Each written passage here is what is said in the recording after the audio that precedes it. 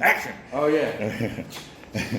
All right, so this morning, the title is When Life Gets Disrupted, Don't Miss the Person Beside You.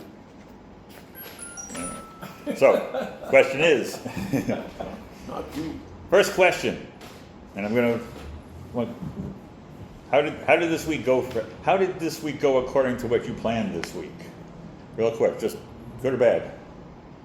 Did the week go the way you planned it to go this week? It did not. Okay. Yes.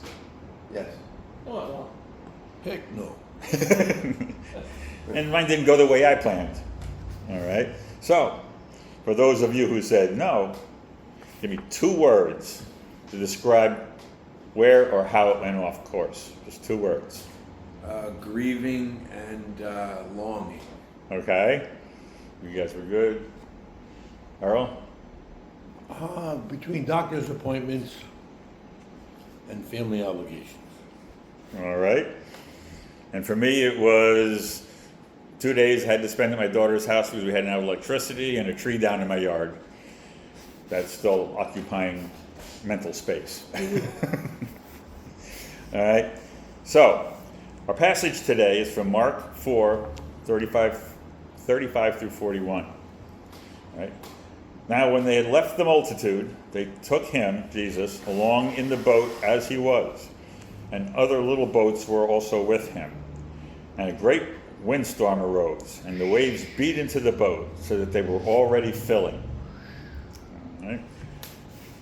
So, where are we at here? Storm damage, power outages, cleanups, changed plans, extra work, frustration, fatigue, even emotional issues can come up and derail our plans for the week.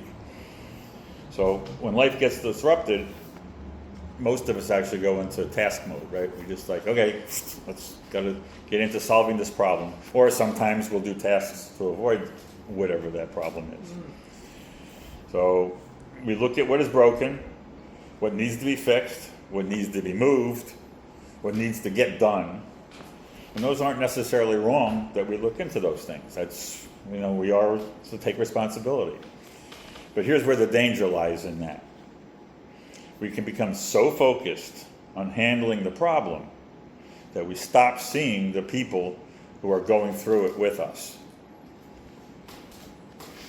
In Mark 4, the disciples were in a real storm. The boat was filling with water. This was not an imaginary problem. They had work to do, but they also had Jesus in the boat with them. And they were not alone. There were other men in the boat facing the same storm. So that gives us 2 truths we're going to look at. Number 1, Christ is present in the disruption. Okay, so keep in mind those things. I mean, even those of you said the week went well, I'm sure there were some little things in there that maybe didn't go like you thought, right? So just keep these things in mind now. Jesus is present in every disruption. The disciples panicked because they believed they were about to die.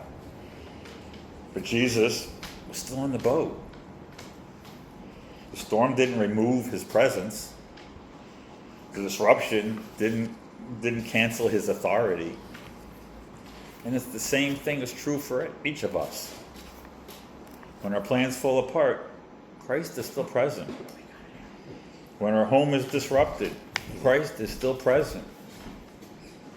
When our family is tired, frustrated, or afraid, Christ is still present. Thank you, sir. Jesus said, I will never leave you nor forsake you. And that's in Hebrews 13, verse 5. And that's true.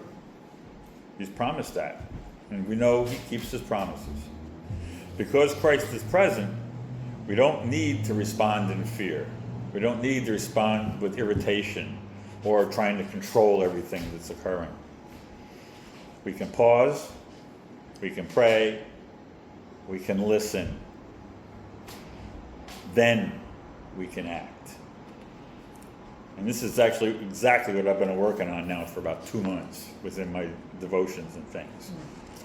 I have a tendency, God gave me I'll go a little testimony here. I've been struggling with looking to God before big decisions, or any decision for that matter. And this is what has been given to me now for a couple of months already. Pause, pray, listen to the response, and then act or react. Act or do, whatever it is. I have one. It's not a life-changing event that happened to me just yesterday, actually. I've had a couple of them, but this one's kind of cool. My wife and I are about to go on a trip. Our cooler is probably 35 years old, an igloo cooler. It really doesn't keep things cold anymore. So we were thinking about buying a new one. This week, we spent a lot more money than we had planned, and now we're going away on top of that. So we're starting to look at new coolers. And I was like, you know what, I don't think we should do it right now. My wife goes to a Stop and Shop, and they have coolers, basically the same size, igloo cooler, about same size as what we got, it's slightly bigger. She goes, they're on sale for $55, should I get one? 3 months ago, it would have been, yeah, mate, it's only $55, yeah, go ahead and do it. But this time, it's one of the rare times I've been doing this, I said, wait a minute. I sat back in the chair before I responded. Fortunately, it was a text message. I sat back in the chair, just kind of quieted myself, said, is this something we really need to do? Talking to God. And then just the response came to me, and I sent her a text. I said, we're planning on doing a lot more traveling now. Do we want to get a cheap cooler that's probably going to be slightly better than what we got? Let's wait. When we have the money, we'll get a better cooler. And that came from God, because I went to him. It's not a major thing. It's not the end of the world thing. Just that little thing. It's like, you know what? And it was an amazing feeling when I did that. So kind of down a little bit of a rabbit hole here, sorry, but pause, pray, listen, then act on any decision you can remember to do this for, especially the big ones. The key is listening. So back on track. Sometimes the most faithful thing we can do is not immediately fix the next thing. Sometimes it is first recognizing that Christ is with us and asking him how he wants us to respond. That's what's important. All right, truth number 2. Disruption reveals what has our attention. Now, we've kind of touched on this the last couple of months with this time of year with being so busy and traffic and things. So when things are calm, it's easy to believe we are patient, prayerful, and caring. But then pressure arises, something breaks, schedule changes, someone needs us, someone doesn't need us, we're tired, people don't respond the way we think they should. That's when our attention narrows and we start seeing problems instead of people. We start treating our wives like another demand. We start talking sharply to our children. We become impatient with the man who's moving slower than we are. We keep moving, fixing, producing, but we stop noticing what's happening inside the people around us.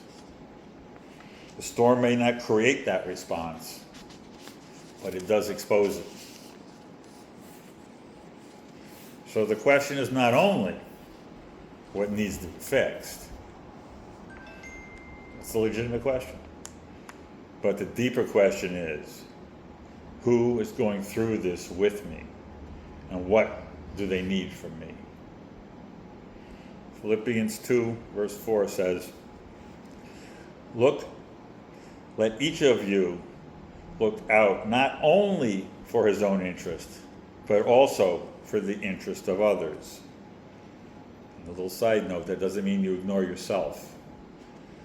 Not only your interest, but also the interest of others. So, as godly men, we can do more than complete the task. We can notice people God has placed around us. But I know, especially even in my case, I know that doesn't happen all the time. Sometimes the right response is turning to the person beside us and asking, how are you doing in all this?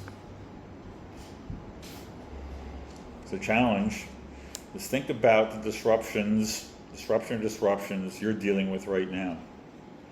Maybe physical damage, financial pressure, family tensions, exhaustion, and maybe something no one else knows about. Now ask yourself, who's been beside me in this storm? And have I really seen them? Have I listened? Have I noticed their fear, fatigue, frustration? Or have I been so focused on getting through it that I've overlooked them? So the action step for this month, within the next week, choose one person who is currently going through life beside you. Maybe your wife, child, a friend, coworker, another man, and ask that person one simple question. How has this been affecting you?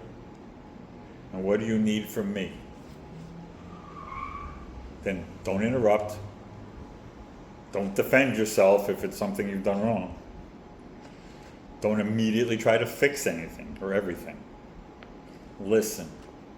First to them. Then pray. With them if it's appropriate. But even if you can't pray with them, pray. Then take one practical action based on what they told you. Right? Pause, pray, listen, and then respond. Sometimes that answer, you'll hear it in your head. It may not be the answer you want, but it may be quiet. And sometimes, like it did with the cooler for me, it was just like, okay, this is my response. I didn't hear anything. Last week I did something, and I actually, in my head, heard yes to the question to do it. And that also was really cool. It's like all these years. I just wish I had known this years and years ago. That's not true. I did know it. It was a matter of doing it. Afterwards, I can tell you why I'm in this place, but that's a different testimony. So, brothers, when life gets disrupted, don't just repair what is broken. Stay connected to Christ. Then see the person beside you. Stay connected first, then see the person beside you. Stay connected first, and see the person beside you.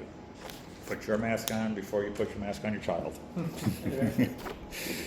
Thanks, guys.